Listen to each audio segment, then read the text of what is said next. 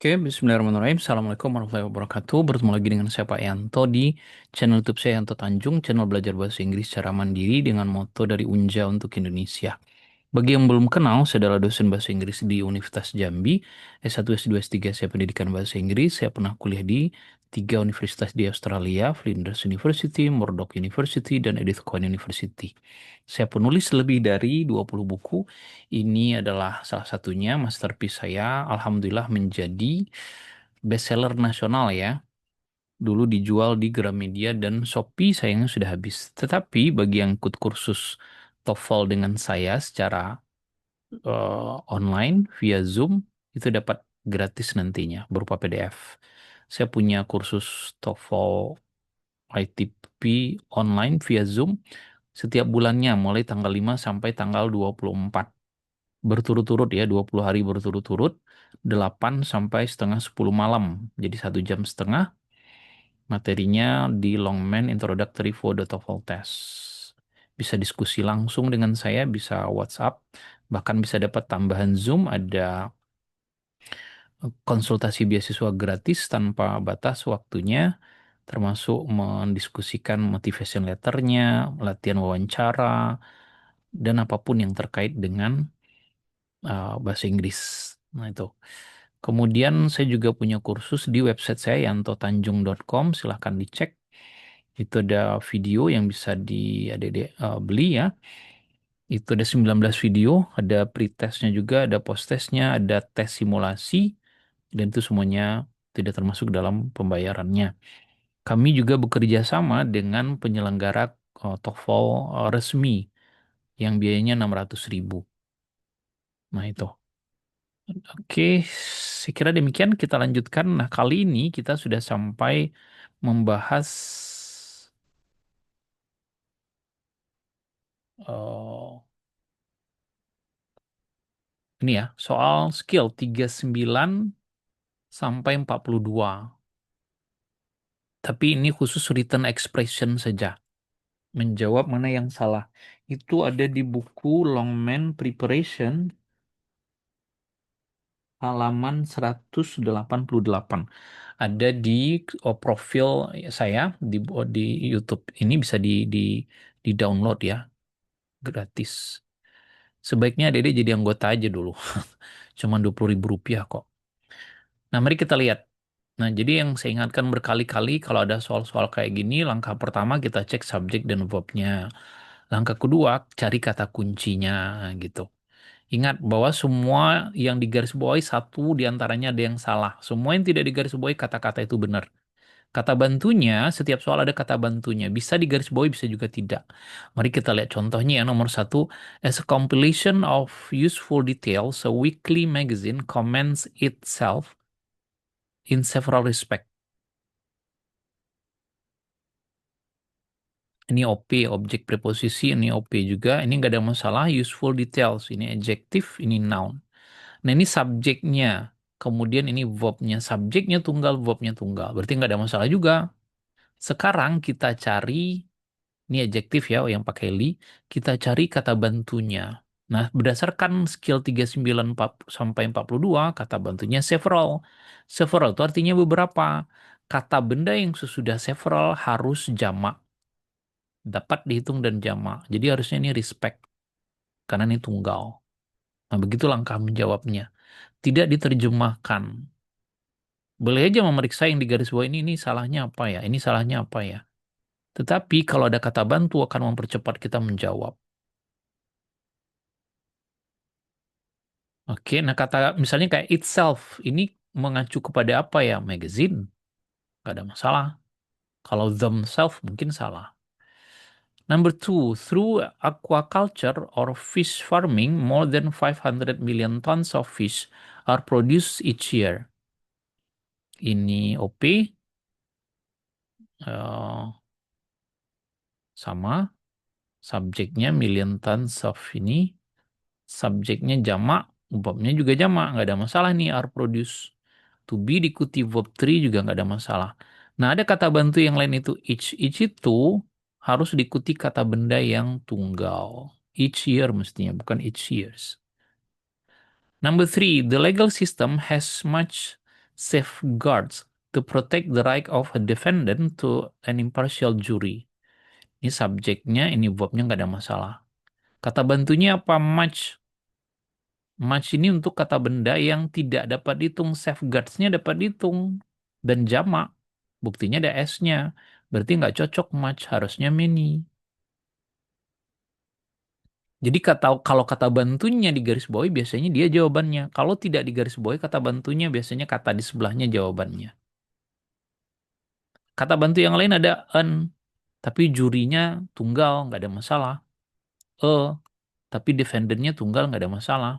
Jadi dalam satu soal tuh kata bantunya bisa lebih dari satu, bahkan bisa empat kalau tingkat kesulitannya tinggi. Number four, the mystery bookstore was largely a phenomena of the last decade. Ini subjeknya, ini verbnya. Subjeknya tunggal, verbnya tunggal. Berarti was nggak ada masalah.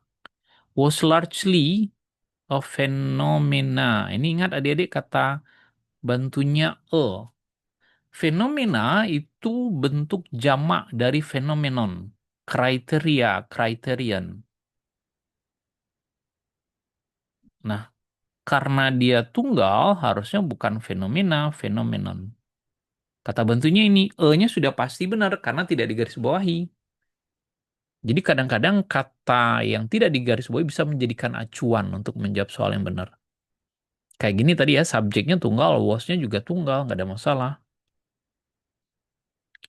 Number five, the Song of Hiawatha by Longfellow tells the story of the Indian heroism who married Minnehaha. Subjeknya ini, bobnya ini. Subjeknya tunggal, lagu. Bobnya tunggal juga pakai S, berarti nggak ada masalah kayaknya. Nah, mari kita lihat. The Indian heroism, heroisme India. Yang, nah yang who ini, yang menikah, itu kan berarti orang ya. Kalau orang nggak bisa heroism, harusnya hero. Sehingga maknanya nyambung. Lagu Hiawatha oleh Longfellow itu menceritakan kisah pahlawan Indian yang menikahi Minnehaha. Bukan heroisme. Dua-duanya sama-sama kata benda, tetapi yang satu orang, yang satu benda. Bukan orang. Bukan juga monyet. Number six, Uranus. Wah, ini bacanya hati-hati ya. Agak porno dikit. Uranus is the seven planets from the sun. Uranus adalah planet ketujuh. Apakah planetnya jamak? Enggak. Uranus itu kan cuma satu dia. Dia planet yang ketujuh, bukan tujuh planet. Uranus ini tunggal benar. Ini Bobnya tunggal juga benar. Tapi planet ini yang salah. Planet ketujuh. Bukan planet-planet ketujuh. Ini kata bertingkat ya. Bilangan bertingkat. The first, the second, the third, the seven. Nah itu. Number seven, the sycamore has broad leaves with a large amount of pointed teeth. Ini subjeknya, ini verbnya, ini jamak, ini adjektifnya, noun gak ada masalah. Large amount. Nah, ingat kita kemarin amount itu untuk kata benda yang tidak dapat dihitung. Nah, bendanya dalam kalimat ini yang mana? Ini dia teeth. Teeth ini tidak digarisbawahi, pasti dia benar. Teeth itu dapat dihitung. Kenapa dia teeth? Kenapa nggak tooth? Karena teeth-nya banyak. Kalau giginya cuma satu, tooth. Nah, karena dia dapat dihitung, nggak bisa pakai amount. Harusnya a large number. Number itu dapat dihitung. Jadi ada amount, tidak dapat dihitung. Yang dapat dihitungnya number.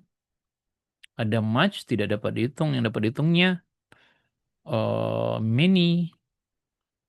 Kemudian ada juga little, sedikit. Itu few. Ada juga less, lebih sedikit, fewer. Nah, ini kemarin polanya ya. Sebelah kiri nih, amount, much, little, less, itu tidak dapat dihitung. Number, many, few, fewer dapat dihitung. Nah, gitu. Number eight, the first of two such investigation requires the students to read continuously over a period of 4 hours. Subjeknya ada kata to, berarti dia bentuknya jamak. Nah, ini harusnya investigation karena ada to. Nah, tapi ini kok tunggal, Pak? Karena subjeknya the first. Yang pertama dari dua investigasi itu mensyaratkan, mengharuskan. Jadi ini subjeknya, verbnya nyambung. Sedangkan ini nyambungnya ke to. Ini period tunggal, ini tunggal, nggak ada masalah. Sesudah ini jamak, nggak ada masalah. 4 hours, sama-sama jamak. Nah gitu. Jadi yang salah adalah investigation, harusnya investigation pakai S karena ada to di depannya. A quantitative analysis using both the computer and quantitative techniques are used to optimize the financial decision. Mana subjeknya? Ini dia. Kemudian ini adjektif. Ini both, pasangannya N udah bener. Nah, verbnya yang mana? Ini dia verbnya are. Nah, kalau subjeknya quantitative analysis itu tunggal, ada E di depannya, harusnya ini juga tunggal, mestinya is use. Gitu ya. Terakhir, number 10, to enter the DFBI National Academy, an application must be between the ages of 23 and 34. Ntar ya, saya cek benar nggak tulisannya. The ages ya, benar. Untuk memasuki Akademi Nasional FBI, sebuah aplikasi harus berusia antara, nggak mungkin aplikasi berusia 23 dan 34. Harusnya orang ya, bukan benda. Biasa harusnya aplikan, pelamar, bukan aplikasi. Bukan lamaran, tapi pelamar orangnya. Jadi seorang pelamar harus, nah gitu maksudnya, bukan sebuah lamaran. Nah, itu bedanya benda dan orang yang pernah kemarin kita bahas ya. Oke, demikian pertemuan kita pada kali ini.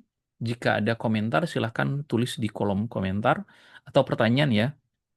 Bagi yang semuanya insya Allah saya jawab. Walaupun saya bilang yang member itu akan diutamakan, tapi insya Allah semuanya akan saya jawab. Walaupun ada adik nggak member. Lagian jadi member murah loh Dede, Rp20.000 per bulan. Bisa di-cut kapan saja. Bisa mengakses lebih dari hampir 600 video dan itu akan terus bertambah.